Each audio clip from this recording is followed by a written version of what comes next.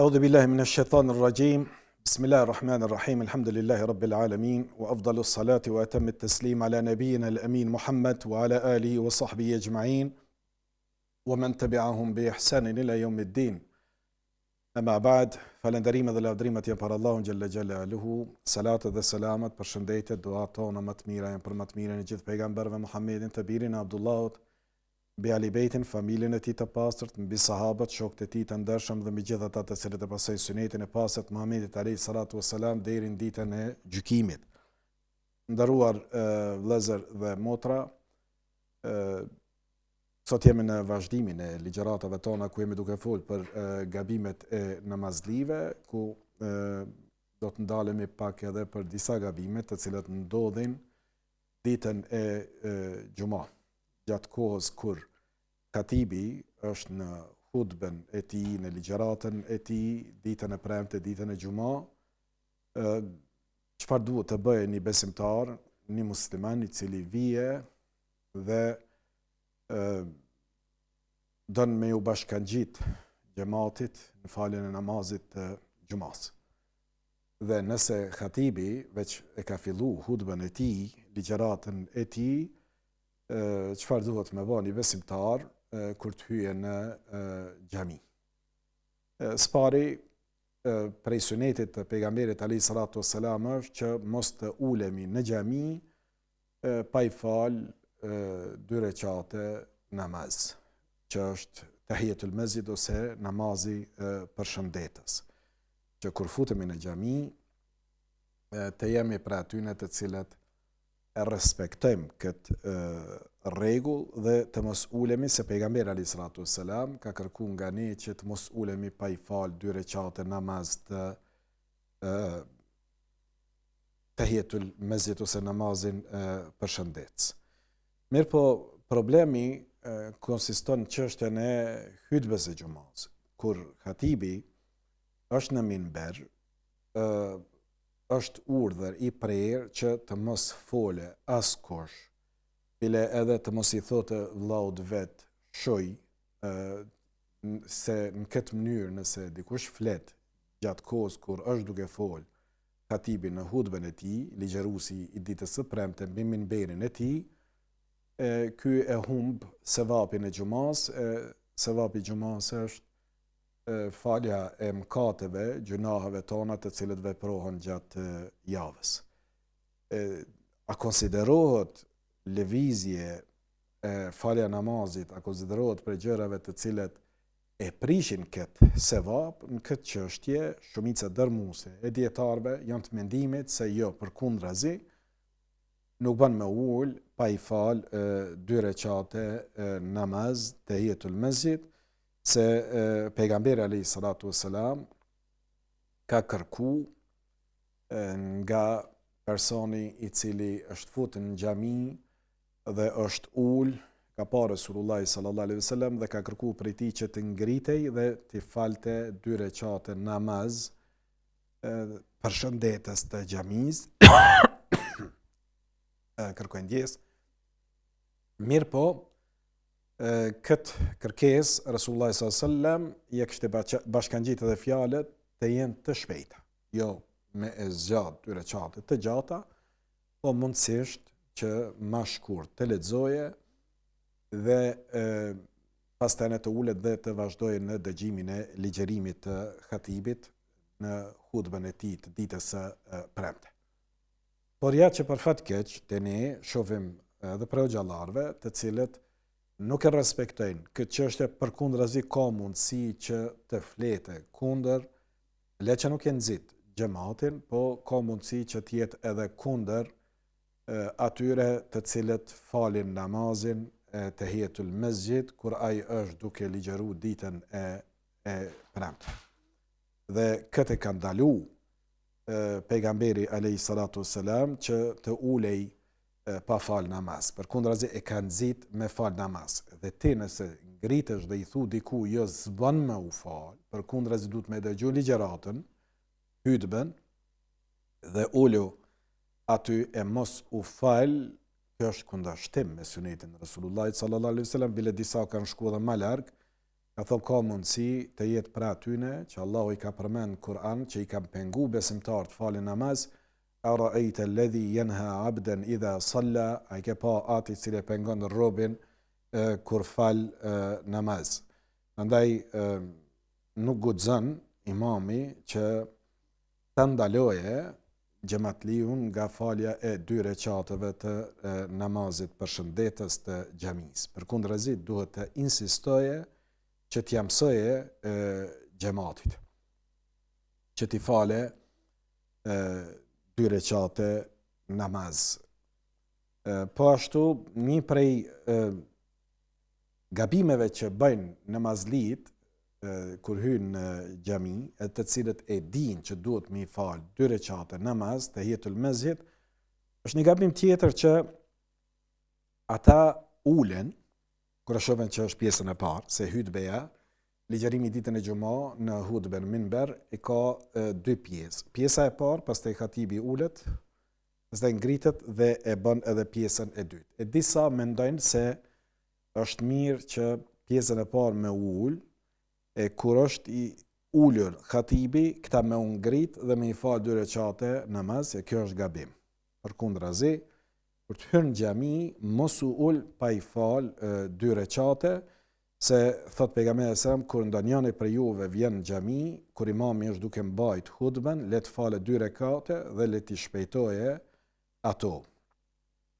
Andaj ka tregu qartas pejgamberi sallallahu alajhi wasallam, kur hyn ndonjëri për juve në xhami dhe imami është duke mbajt hutben, ai veç po e mban hutben, atëherës e jotja është që të ulesh, që të falësh 2 rekat namaz dhe të mos ulesh pa e fal namazin. Prandaj është gabim me me pa se imami është e mbajt hutben me ul, e kur khatibi të ulet, imami kur të ulet mes 2 hutbe, mes 2 ligjërimeve të hutbes së tij mbi minberin e tij, atëherë ky më mendu se që atëherë unë duhet me ngrit dhe me e fal namazin. Jo, po fute me një herë mundesh me u ngrit dhe me i fal 2 rekate, do më thonë mos më ul fare, po me një herë me startu me 2 rekate namaz të hijetul mesjid. Gabim tjetër po ashtu që bëjnë disa është kur hyn dhe e shohin se është mezini duke e thirr ezanin ditën e xumë para se me fillu hutbeja, rrin kam dhe i përsërit fjalët e muezinit që është për sunetit, dhe është mirë me u përsërit fjalët e muezinit. E kjo është nga suneti i pejgamberit alayhi salatu wassalam. Mirë po gabimi është kur ky person nuk e fillon namazin dhe mendon se është më i fortë përsëritja e fjalëve të muezinit se sa falja e 2 rekateve të hijetul mesjid ditën e xumë. Kan thënë dietarët, ky nuk duhet me prit muezinin me përfundu ezanin. Përkundrazi ky duhet me startu me fal namazin përshëndetës të xhamisë, të hijetul mesjid. Se dëgjimi i hutbes është farz, ndërsa përsëritja e fjalëve të muezinit është sunet. Prandaj nuk je përparësi një sunetit, karshi asaj që është obligative për ta ajo është dëgjimi i hutbes. Prandaj nëse është u thirr ezani, ke ju në xhami mos ul, po lidhu më një herë në namaz, se më e vlefshme është për ty që të starton me dëgjimin, me faljen e namazit e pastaj dëgjimin e hutbes, se sa me përsëritjen e fjalëve të khatibit, apo fjalëve të muezinit në ezanin e tij. Ndërsa po ashtu edhe khatibi ditën e xumë ndërru vëllezër, ai i cili mban hutben preferohet që edhe ai t'i plotësoje disa kushte. Ka thonë dietarët, nga ligjëruesi kërkohet që të zotroje disa cilësi që e bëjnë më të veçantë nga të tjerët. Ai i cili e merr përsipër emanetin e hutbes, ligjërimi ditën e xumë, le ta dije se Zoti e ka nderuar. Mas pari, në ditën kur është ndaluar me fol njerëzit, po vetëm flet khatibi, Zotit vetmit në xhami që ja ka lehtësu dhe mundësu me fol, kur tjerë u ka ndalu me fol, je ti, si khatib, si ligjërus. Prandaj duhet të jesh i vetëdijshëm për nderin që Allahu Teala ta ka dhënë.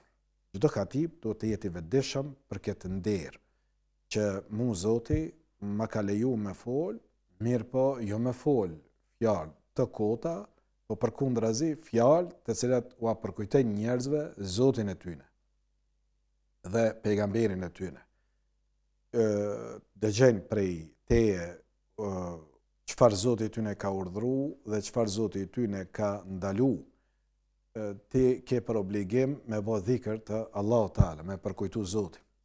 Thot Allahu Teala, ja ayyuhalladhina amanu idha nudiya lis-salati min yawm al-jum'a fas'au ila dhikrillah. O ju që keni besu, kur thirreni ditën e xumë, me shku me fal namazin e xumas, nxitoni në dhikrin e Allahut Teala. Prandaj khatibi, ai cili mban ligjëratën hutbën e xumas, ai e ka obligim me kujtu njerëz me ajetet e Kur'anit dhe me hadithet e pejgamberit alayhis salatu wassalam, e jo me fjalë të kota që me komentu se ndë që s'kan të bëjnë kur gja me përkujtimin e Allahut Teala. Nuk duhet të fole khatibi xhamatit gjanat që vetëm ata kanë qef me i dëgju, por duhet të fole gjëra që ata kanë nevojë me i dëgju. E secili prej neve kemi nevojë me dëgju çfarë Zoti ynë ka kërku prej neve. Çfarë pejgamberi alayhis salatu wassalam na ka mësu nga feja e Zotit tonë.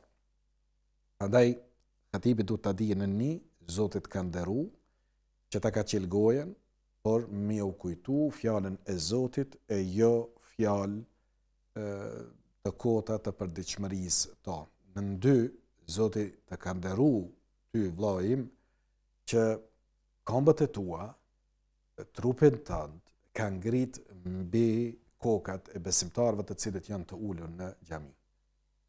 E ty në 3 shkallë të minberit ka ngrit nga të tjerë. Pse ka ngrit? Për arsye se të vetmit që i është qelë goja mi u fol njerëzve ditën e xhamon je ti. Prandaj edhe të ka nderuar Allahu Teala edhe me pozitë. Përveç me fjalë, të ka nderuar edhe me pozitën tënde. Prandaj duhet të jesh i vetëdijshëm për nderin që ta ka dhënë Allahu Teala dhe në 3 ti i përfaqëson besimtarët në namazin e xumas. Namazin e xumas kur e falim me zam. Të gjithë shukasim, heshtin, asnjëri nuk flet, vetëm imami citon fjalët e Zotit të vet dhe në këtë mënyrë i përfaqëson besimtarët në namazin e tyre me fjalët e Zotit të tyre. Fjalët e Allahut Teala me fjalët e Kur'anit famlartë. Prandaj duhet të jetë i vetëdijshëm ligjëruesi për pozitën që ja ka dhënë Allahu Teala.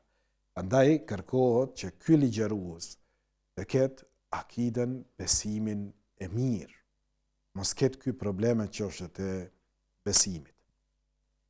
Përkundrazi, të jetë për atyre që është i njohur si besimtar i mirë, i devotshëm dhe duhet të jetë njeri i devotshëm që ka frikë Zotin e tij.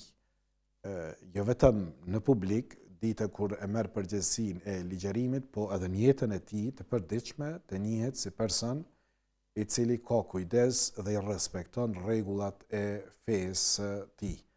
E jo të jetë njeri i shthurur, në çështjet e besimit, njeri cili është fasik, katar, cili nuk njihet për devotshmërinë e tij, që Zoti na ruajt përdor cigaren, është i rrum, nuk përkon dukja e tij e personin që ju flet njerëzve çfarë Allahu dhe i dërgumi i tij ka kërkuar prej tyne.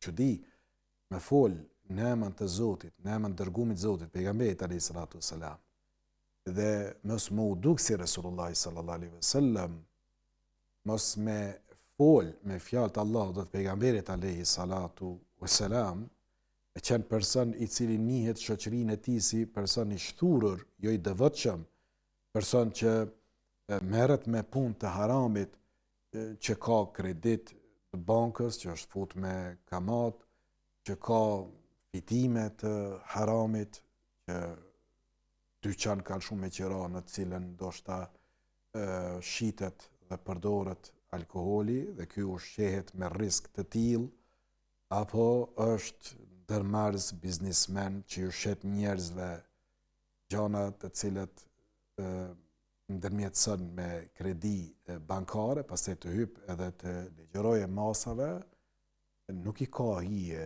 hatibit të njihet namaz si person i cili veti ka shkel dispozitat e fesë.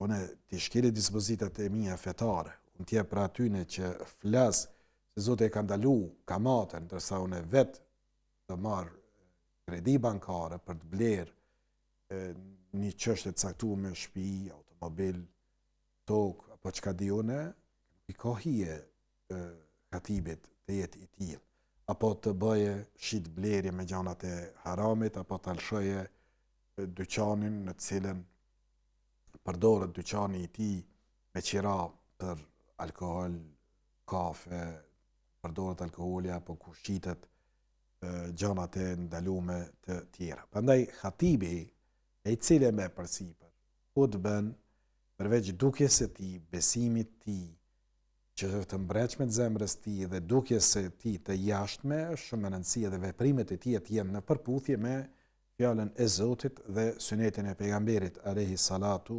wassalam.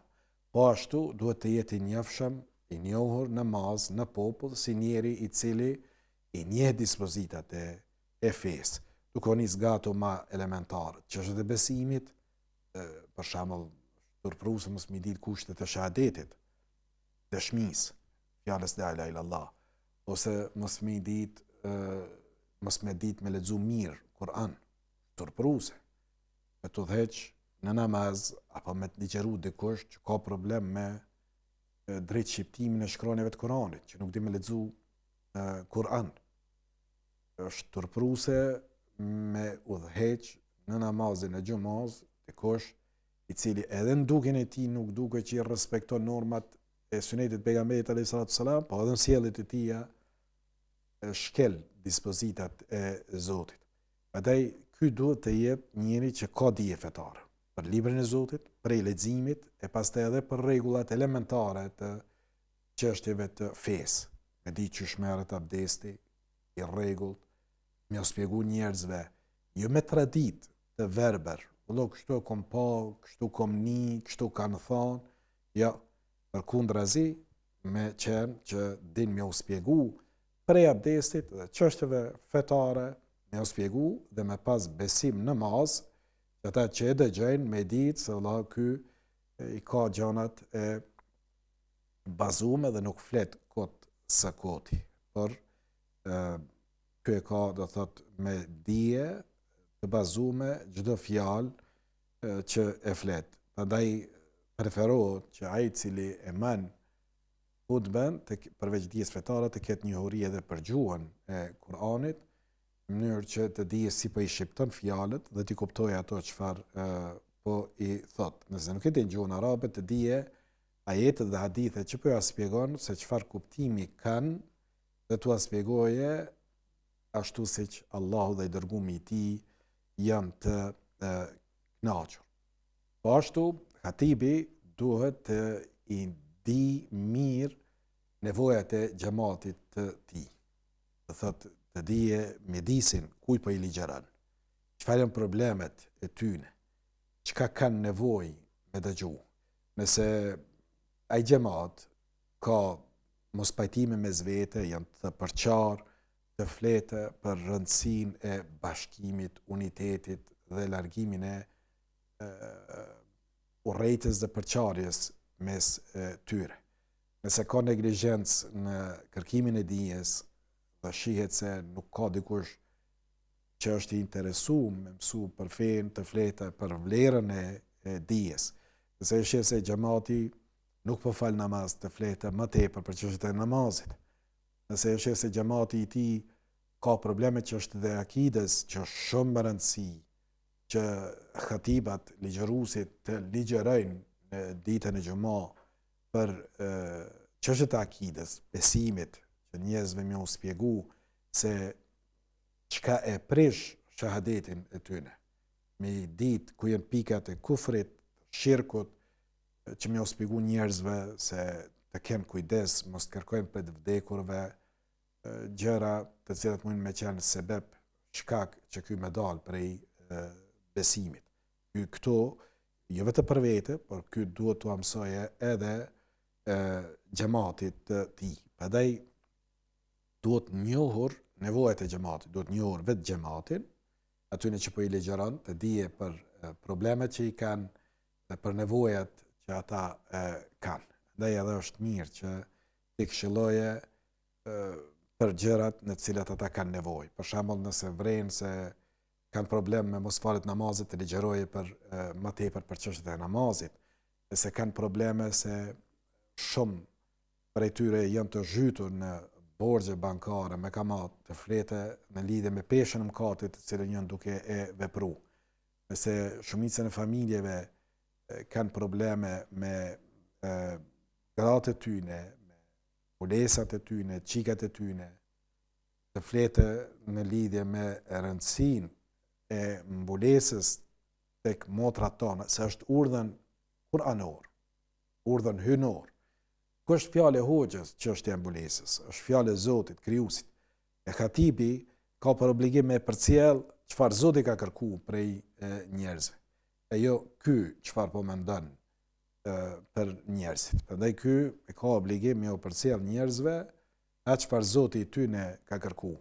Dërsa njerëzit nuk duhet pastaj në fy Hoxha në me thonë pse po fleti për këtë punë, pse po na kritikon për çështjen e kamatës, çështjen e mjekrës, suneteve të pejgamberit alayhis salam, për çështjet e bidateve, dhe nuk është mirë pastaj xhamati me shku dhe me kritiku Hoxhën që këshillën po e bazon në fjalë të Zotit, në Kur'an dhe në Sunet, me i thonë, po na kështu i kem gjetë baballar dhe kështu dojmë me i vazhdu. Edhe nëse ata kanë bërë shirkiate me tyrbe, kanë bërë Zotit shok duke kërku për të vdekurve gjana që nuk përkojnë me fenë islame, dhe kur vjen Khatibi dhe i këshillon që mos bëjnë veprime të tilla, pastaj këta me i thonë, po na kështu i kem gjetë baballar dhe ne do ta vazhdojmë këtë traditë, ti s'bën me fol për këtë punë. Ose bëjnë bidate, festime, gjërave të cilat nuk kanë bazë në fe. Bëjnë shtatat, 40 për të vdekurit e tyne të bohën, apo festojnë net që s'kan lidhje me madhrimin e atyne netve.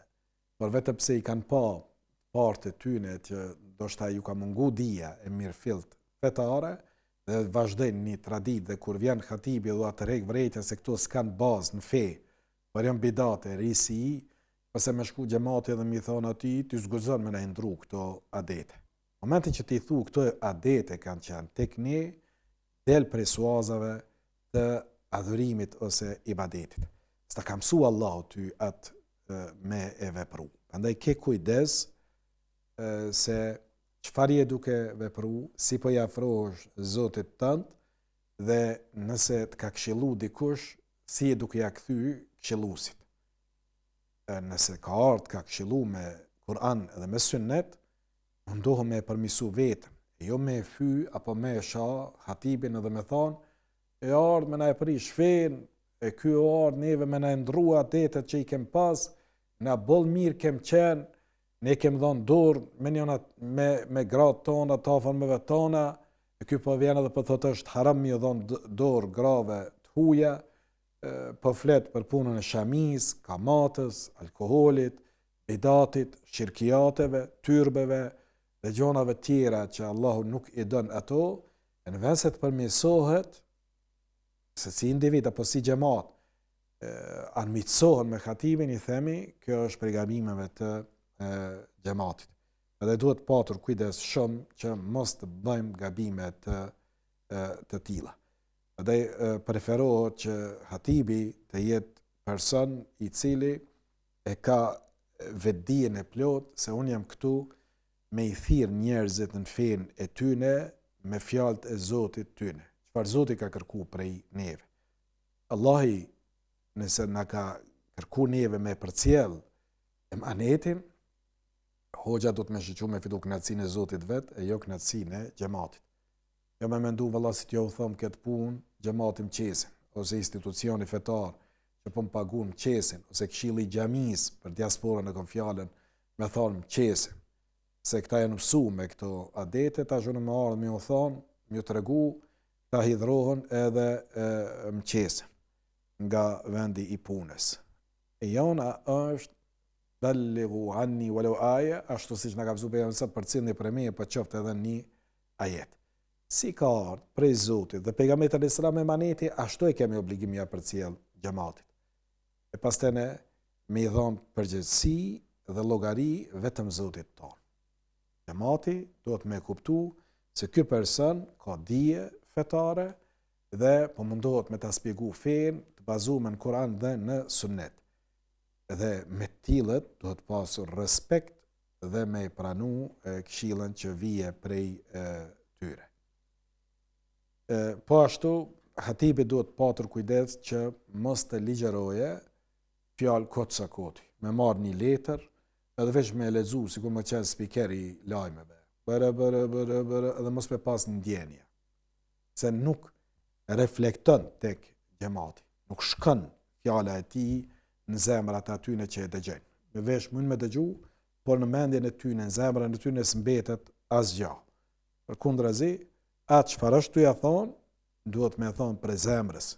Me ditë se jetu e bën një adhurim të Zotit, je dal me fol në emrin të Zotit, edhe kur të flet në emrin të Zotit, ditën e xumë, hutbën tu amajt, ti duhet me pas frikë Allahun dhe me u përcjell njerëzve atë çfarë Zoti i tyne ka kërku prej tyne.